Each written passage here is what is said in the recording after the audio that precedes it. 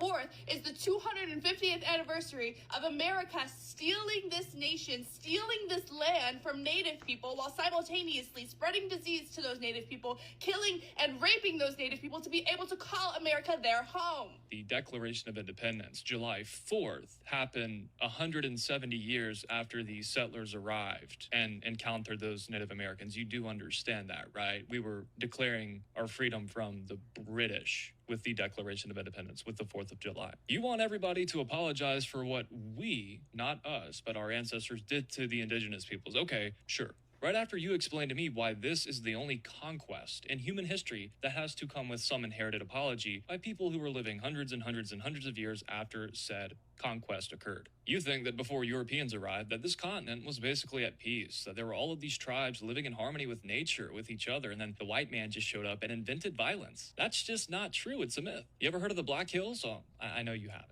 Sacred Lakota land taken by America, the most famous stolen land case in this country. The Lakota took the Black Hills from the Cheyenne by force around 1776, the same decade that America was founded. And then the Cheyenne took them from the Kiowa before that. Conquest on top of conquest on top of conquest by the natives. You ever heard of Crow Creek?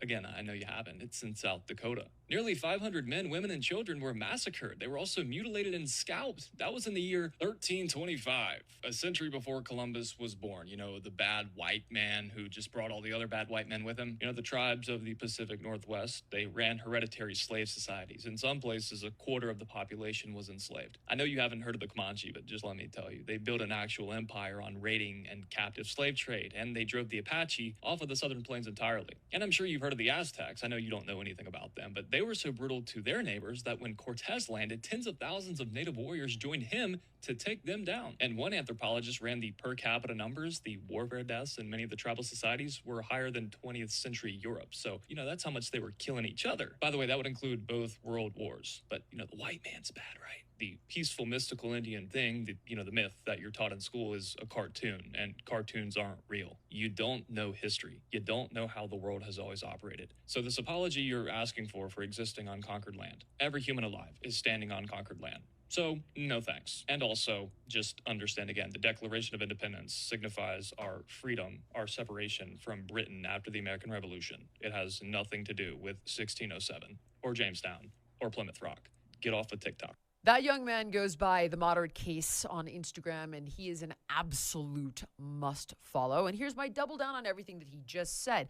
Every culture on this planet has conquered and invaded and taken land. The Aztecs did it to their neighbors.